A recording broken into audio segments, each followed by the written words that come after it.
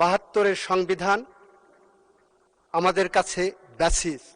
এটা ২৪ জুলাই বিপ্লব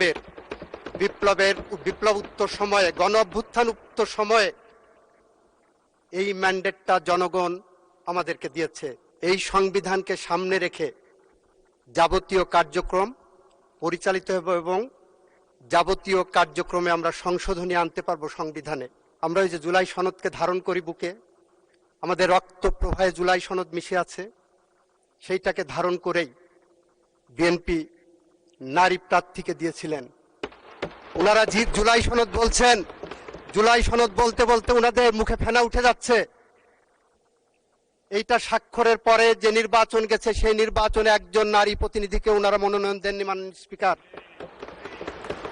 মাননীয় স্পিকার, জুলাই সনদের 23 অনুচ্ছেদে রাখেন, 23 অনুচ্ছেদে বলা আছে ডেপুটি স্পিকার পদে বিরোধী দলের থেকে, এই যে দেওয়া আছে, আপনি পড়েন। আপনি মাননীয় স্পিকার, জুলাই সনদের 23 অনুচ্ছেদে বলা আছে, আপনি আমাকে অ্যাড্রেস করেন। মাননীয় স্পিকার, 23 অনুচ্ছেদে বলা আছে বিরোধী দলের থেকে ডেপুটি স্পিকার দেওয়া হবে। আমাদের মাননীয় প্রধানমন্ত্রী, আমাদের সংসদীয় দলের নেতা জুলাই সনদকে বুকে ধারণ করেছেন, চেতনায় ধারণ করেছেন, আর করেছেন বলেই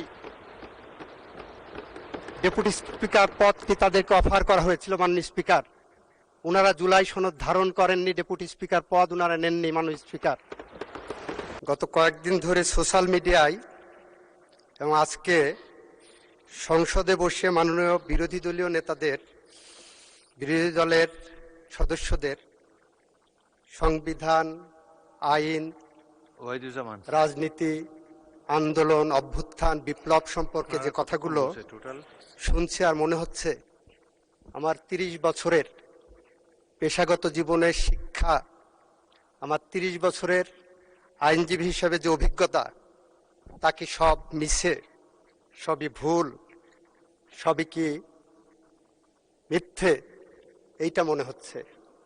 কিছুক্ষণের মধ্যেই আমার সম্বিত ফিরে আসার পরে মনে হলো বিরোধী দলের মাননীয় সদস্যরা ওনারা জানেনই না ওনাদের কিসের উপরে আন্দোলন বক্তব্য রাখছেন।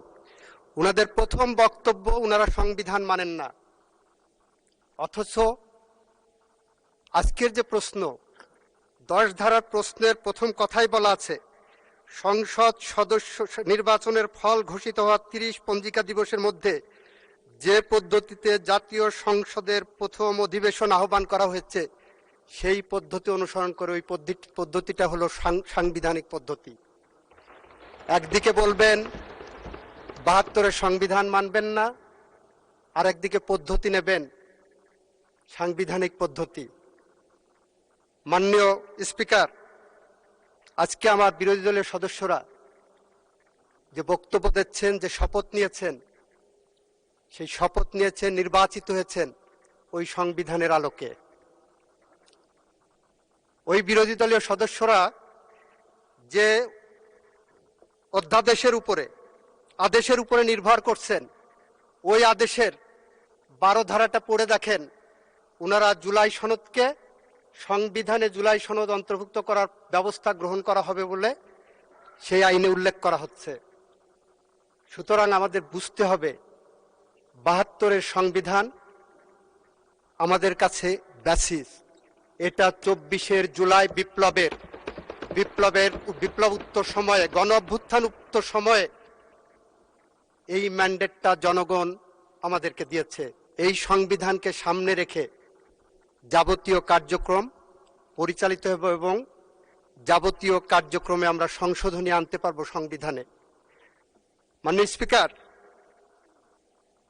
আমরা এখানে যখন বক্তব্য দিচ্ছি, তখন সেই বক্তব্যের কেন্দ্রবিন্দু হলো জুলাই সনদ। জুলাই সনদকে ইফেক্টিভ করার জন্য একটি জুলাই আদেশ জারি করা হয়েছে, একটি গণভোট অধ্যাদেশ জারি করা হয়েছে। সবকিছুর কেন্দ্রবিন্দুতে আছে জুলাই সনদ। জুলাই সনদের 6টি প্যারাগ্রাফে দেওয়া আছে। 6টি প্যারাগ্রাফের মধ্যে প্যারাগ্রাফ 6-এর কটা যদি একটু দেখেন, সেই 6-এর কয়ের আন্ডারে অনুচ্ছেদ 1 থেকে 47 আছে।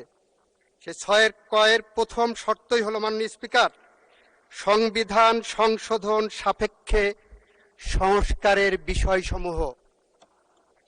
আপনারা যে প্রশ্নগুলো গণভোটে দিয়েছেন, ইচ অ্যান্ড এভরি প্রশ্ন সংবিধান সংস্কার সাপেক্ষে।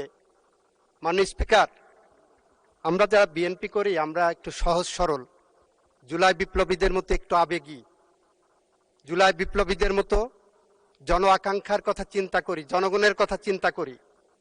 আপনি জুলাই সনদের 22 অনুচ্ছেদে যে দেখেন মাননীয় স্পিকার, আমি যদি বলি বিএনপি এই আবেগ নিয়ে এই জুলাই সনদকে ধারণ করে মাননীয় স্পিকার জাতীয় সংসদে নারী প্রার্থী দিয়েছিলেন প্রায় 5%। এই সনদে 22-এ বলা আছে, যদি আমি এইভাবে বলি, জুলাই জাতীয় সনদ 2025 স্বাক্ষরের পরবর্তী সাধারণ নির্বাচনে প্রতিটি রাজনৈতিক দল বিদ্যমান 300 সংসদীয় আসনের জন্য প্রার্থী মনোনয়নের ক্ষেত্রে কমপক্ষে 5% নারী প্রার্থী মনোনয়ন দিবে, তবে এটি সংবিধানে উল্লেখ করা হবে না। মাননীয় স্পিকার, আমরা ওই যে জুলাই সনদকে ধারণ করি বুকে, আমাদের রক্ত প্রবাহে জুলাই সনদ মিশে আছে, সেইটাকে ধারণ করেই বিএনপি নারী প্রার্থীকে দিয়েছিলেন। ওনারা জুলাই সনদ বলছেন, জুলাই সনদ বলতে বলতে ওনাদের মুখে ফেনা উঠে যাচ্ছে। এইটা স্বাক্ষরের পরে যে নির্বাচন গেছে সেই নির্বাচনে একজন নারী প্রতিনিধিকে ওনারা মনোনয়ন দেননি। মাননীয় স্পিকার, মাননীয় স্পিকার, জুলাই সনদের 23 অনুচ্ছেদে রাখেন, 23 অনুচ্ছেদে বলা আছে ডেপুটি স্পিকার পদে বিরোধী দলের থেকে, এই যে দেওয়া আছে আপনি পড়েন। আপনি মাননীয় স্পিকার, জুলাই সনদের 23 অনুচ্ছেদে বলা আছে, আপনি আমাকে অ্যাড্রেস করেন। মাননীয় স্পিকার, 23 অনুচ্ছেদে বলা আছে বিরোধী দলের থেকে ডেপুটি স্পিকার দেওয়া হবে। আমাদের মাননীয় প্রধানমন্ত্রী, আমাদের সংসদীয় দলের নেতা জুলাই সনদকে বুকে ধারণ করেছেন, চেতনায় ধারণ করেছেন, আর করেছেন বলেই ডেপুটি স্পিকার পদটি তাদেরকে অফার করা হয়েছিল। মাননীয় স্পিকার, ওনারা জুলাই সনদ ধারণ করেননি, ডেপুটি স্পিকার পদ ওনারা নেননি। মাননীয় স্পিকার, মাননীয় স্পিকার, ওনারা প্রশ্ন তুলেছেন জুলাই সনদ না 72-এর সংবিধান, জুলাই সনদ না সংবিধান। মাননীয় স্পিকার, আমাদের 1972 সালের যে সংবিধানের আলোকে এই সংসদ রচিত হয়েছে, গঠিত হয়েছে, সেই 72-এর সংবিধানের সাথে বাংলাদেশের লাখো শহীদের রক্তের ঋণ জড়িয়ে আছে। সেই সংবিধানের সাথে লাখো মামুনের ইজ্জত এবং সম্ভ্রম জড়িয়ে আছে। এই সংবিধান যতবার সংশোধন হয়েছে, সেই সংশোধনের মধ্যে 72 থেকে 75 পর্যন্ত একদলীয় শাসনামলে প্রায় 30,000 বিরোধী রাজনৈতিক কর্মীদের হত্যার রক্ত জড়িয়ে আছে। এই সংবিধানে এমন সংশোধনী আছে যেটা পৃথিবীর ইতিহাসে অত্যন্ত বিরল। পৃথিবীর ইতিহাসে মাননীয় স্পিকার, সামরিক শাসনের মধ্য দিয়ে বাংলাদেশের গণতন্ত্রের দ্বার উন্মোচন করে দেওয়া হয়, এটার একমাত্র উদাহরণ বাংলাদেশে শহীদ রাষ্ট্রপতি জিয়াউর রহমান করেছিলেন। যে কারণে আমরা বলি বাংলাদেশের যা কিছু শ্রেষ্ঠ অর্জন তার সবকিছু এসেছে শহীদ রাষ্ট্রপতি জিয়াউর রহমান এবং তার পরিবারের হাত ধরে। আমরা বাংলাদেশের মুক্তিযুদ্ধ এনেছি, আমরা বাংলাদেশের সাংবিধানিক সংশোধনী বহুদলীয় গণতন্ত্র এনেছি, ন্যায় বিচারের পথ উন্মুক্ত করার জন্য আমরা বাংলাদেশের বিচার বিভাগের স্বাধীনতা এনেছি। আমরা 82 থেকে 90 পর্যন্ত বেগম খালেদা জিয়ার নেতৃত্বে জাফর, জয়নাল, দীপালি সাহা, কাঞ্চন, রাউফুন, বসুনিয়া, শাহজাহান, সিরাজ, জেহাদ, নূর হোসেন, ডাক্তার শামসুল আলম খান মিলনের রক্তের বিনিময়ে আমরা 90 সালে যে গণ অভ্যুত্থান ঘটিয়েছিলাম, তার প্রেক্ষিতে মাননীয় স্পিকার 91 সালে যে পার্লামেন্ট এসেছিল, সেই পার্লামেন্টে আমাদের মাননীয় প্রধানমন্ত্রী, আমাদের প্রয়াত নেত্রী বেগম খালেদা জিয়া বাংলাদেশের সংসদীয় গণতন্ত্র এনেছিলেন, যার কারণে আজকে ওনারা এক্সারসাইজটা করতে পারছেন। মাননীয় স্পিকার,